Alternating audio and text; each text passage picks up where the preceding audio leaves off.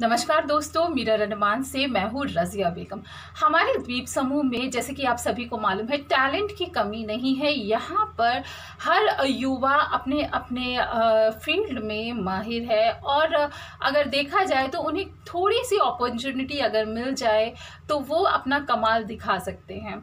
ऐसी ही एक अदाकारा है जो हमारे द्वीप समूह की है, लेकिन इन्होंने इंटरनेशनली भी काम किया है, नेशनली भी काम किया है।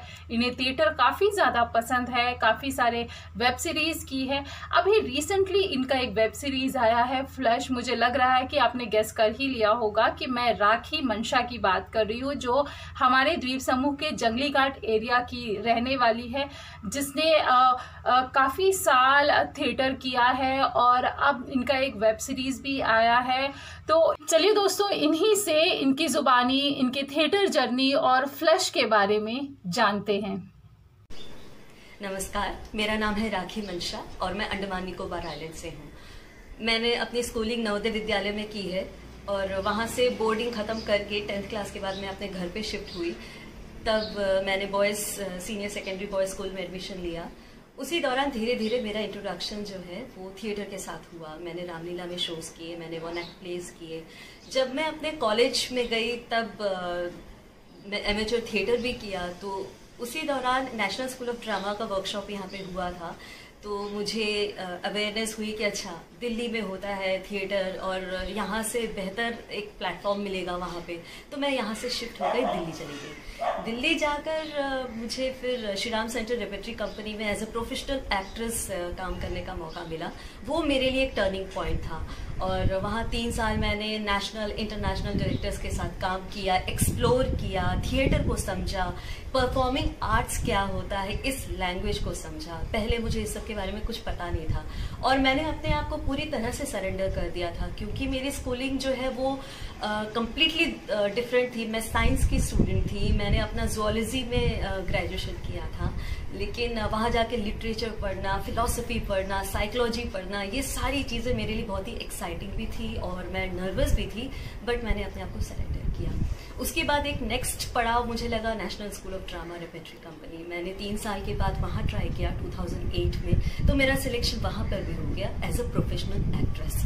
तो वहाँ पे 6 साल मैंने जॉब किया एज एन एक्ट्रेस। तो हम लोग टूर करते थे इंडिया के बाहर, नेशनल इंटरनेशनल डायरेक्टर्स के साथ काम करते थे। हर फॉर्म में हम थिएटर कर रहे थे, not only in realistic and method acting, हम स्टाइलाइज्ड फॉर्म में भी कर रहे थे। तो इंट्रोडक्शन के साथ साथ मैं ये महसूस कर रही थी कि मैं ग्रो कर रही हूँ। उस दौरान काफ़ी ऑडियंसेस हुए, मैंने अपने आप को वहाँ पे एज एन एक्टर देखा, एस्टैब्लिश्ड एक्टर। मेरा एक गोल्डन पीरियड था।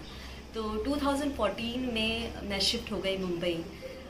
तो इस तरह से फिर मुंबई का करियर मेरा शुरू हुआ।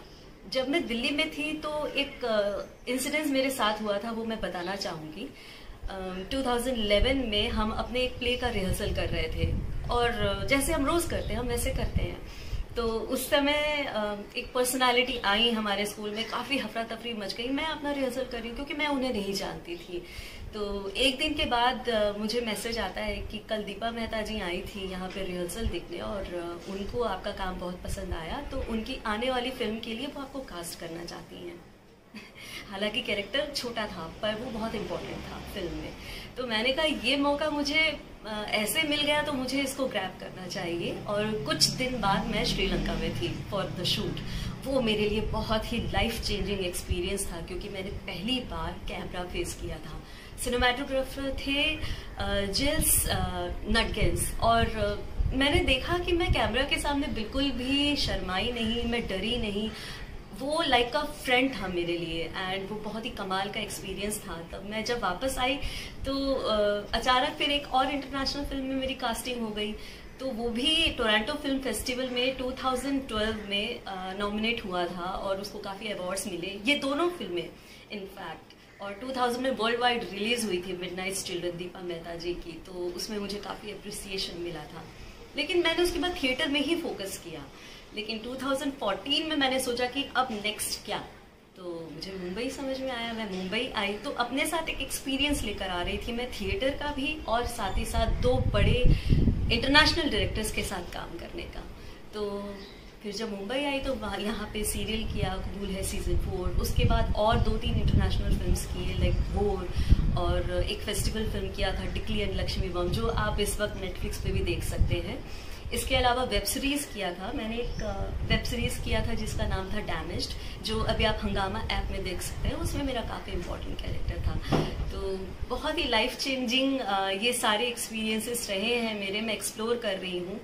मैं अब फ्लैश के बारे में आपसे बताना चाहूँगी। फ्लैश में मेरा कैरेक्टर जो है बहुत ही डिफरेंट है, जैसी मैं हूँ बिल्कुल वैसा नहीं है, और बहुत ही फ्रस्ट्रेटेड कैरेक्टर है, उसके साथ साथ बहुत ही इनसिक्योर भी है, लेकिन वहीं वो अपना वर्चस्व चाहती है। तो ये मेरे लिए बहुत ही मज़ेदार एक्सपीरियंस रहा है। और ये स्ट्रीमिंग जैसे ही शुरू हो गई इसकी, तो मुझे इतने मैसेजेस एंड कॉल्स आ रहे हैं ऑडियंसेस के, मुझे अप्रिसिएशन मिल रहा है। तो मुझे लग रहा है कि नहीं, मैंने बेहतर काम किया है, और उम्मीद करती हूँ कि आगे भी बेहतर से बेहतर काम करूँ और अंडमान निकोबार का नाम रोशन करूँ।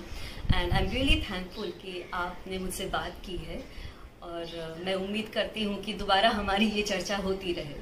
नमस्कार। मिरर अंडमान की टीम की तरफ से राखी मंशा का बहुत बहुत धन्यवाद कि उन्होंने अपना कीमती वक्त निकाला और हमसे बातें की।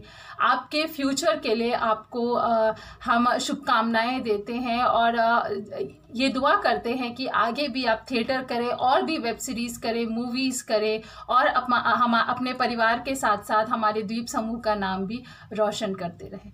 शुक्रिया दोस्तों। इस महामारी के दौरान आप अपने और अपने परिवार का ध्यान रखिए, घर पे रहिए, सुरक्षित रहिए। अलविदा।